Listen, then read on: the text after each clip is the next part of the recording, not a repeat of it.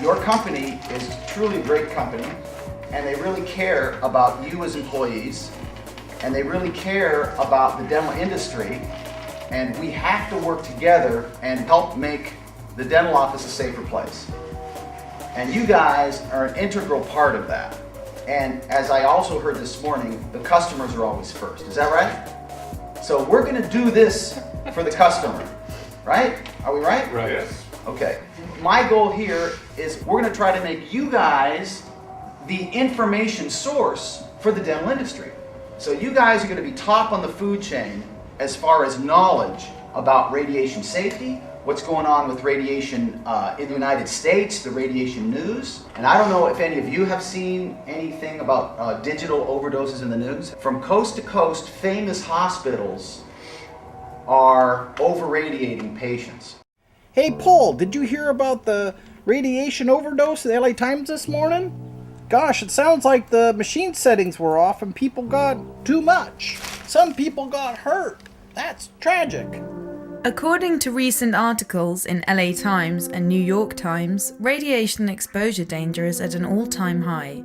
With many dental offices switching over to digital, childbearing-aged female X-ray technicians are often at times exposing themselves to 3 times the recommended annual amount of radiation. According to the LA Times, November the 9th, 2009, Cedars-Sinai Medical Center announced that 260 patients were exposed to high doses of radiation. Hospital officials have said the overdoses began in February 2008 after the hospital made an error while reconfiguring a scanner. The dosage, 8 times the programmed amount, appeared on technician screens during CT scans. Doctors also missed the problem. Experts say blind trust of medical machinery is a growing concern. Another LA Times article on December the 8th of 2009 reported that the US Food and Drug Administration has widened its investigation into radiation overdoses that patients have received, suggesting that the problem may be a nationwide issue. The agency announced that it is looking into possible overdoses at Providence St. Joseph Medical Center in Burbank and a hospital in Alabama. Providence St. Joseph is now the 3rd hospital in Los Angeles County under investigation. What we have discovered is that upon switching to digital X-rays, many technicians are staying in the room with the patient, taking many more times as many X-rays, and in some cases are unintentionally exposing themselves to 3 to 10 times the amount of allotted annual radiation limits. Most women performing X-rays in the dental office are of childbearing age, and many are becoming aware that radiation overexposure could cause birth defects, risk of miscarriage, cancer, tumours, and many other health problems. At 37 cents a day, the iCare Radiation Monitoring Badge is a cheap form of insurance for doctors to ensure their employees are safe. This is about $100 per year per person. We offer a quarterly, monthly, and 7-month fetal badge for pregnant women. In the state of California and many others, a radiation safety program is mandatory, similar to OSHA's previously mandated blood-borne pathogen program. Radiation monitoring badges are a vital part of a successful radiation safety program. Our new product is a USB badge which retails at approximately $160 a year, about the same price as our monthly or fetal badge service. The USB badge is the latest and greatest radiation monitoring badge on the market today, and your radiation amounts can be checked at your convenience on your Mac or PC. This green product eliminates cumbersome mailing of reports and badges and is on the cutting edge of modern technology. Keep your employees safe and wear badges. You know, we're going to be safe in our office because we wear the iCare badge. Keeping the dental office safe. iCare. The interest in radiation safety is not only unique to dental, but stretches across the country and across different markets. In national news, cell phone radiation is found to cause brain tumors and behavioral problems.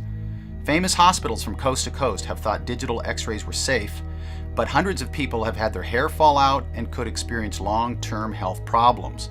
Cedars-Sinai is in Beverly Hills in California. It's one of the hospitals where the movie stars go to.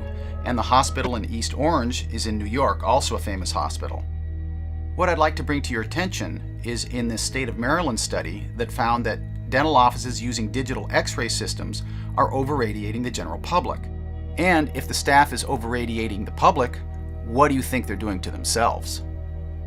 Because of this ongoing problem in different industries, many states are requiring that anyone that has an x-ray write up a radiation safety program. This program is similar to an OSHA bloodborne pathogen program or a hazard communication program. These programs need to be developed or bought. You need to train the staff annually and purchase different items in order to comply. How could these overdoses happen if digital delivers about 25% less radiation than standard x-rays? We are the supplier of radiation badges to all of your customers, and we see everyone's dose report. For the last several years, we have seen a trend of higher and higher doses during this digital age. And this gal named Sue, sweet southern voice, calls up and says, I want to cancel our radiation badge service. I said, well, why? Well, our service tech is telling us that digital is totally safe so that we don't have to wear badges anymore. Radiation monitors are really the only way of knowing whether your x-ray is operating safely and have safe operating procedures. That's the only way. Even though you have a very safe machine, if you operate it incorrectly, it's not safe anymore, is it? You can see in September, using standard x-ray, going through standard x-ray procedures, she had about 3 or 4 millirems per month. That is about normal. After they switched to digital after 1 month, the readings are staggering over 5,000. Now I want to put that in perspective.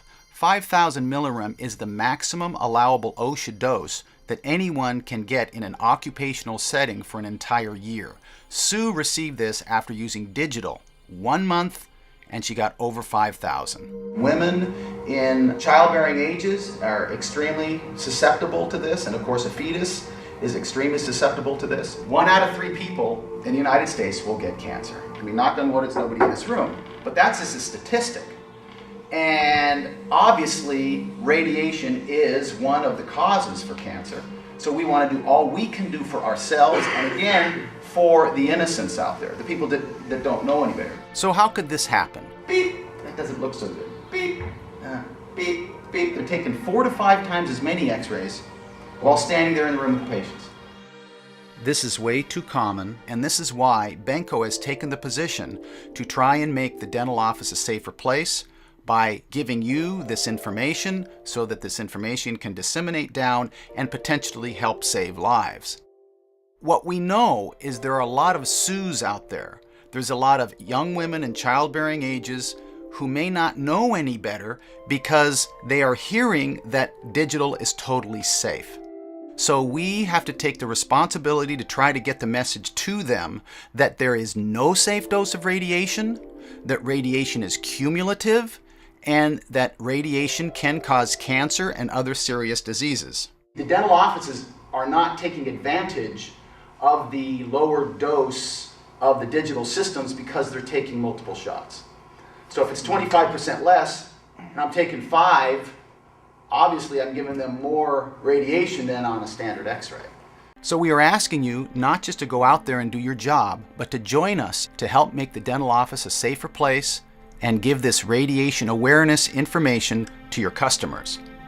So what exactly might we be telling them? The first thing we want to let your customers know is that radiation is a cause of cancer. Women in childbearing age are especially vulnerable, and their unborn children are even more vulnerable.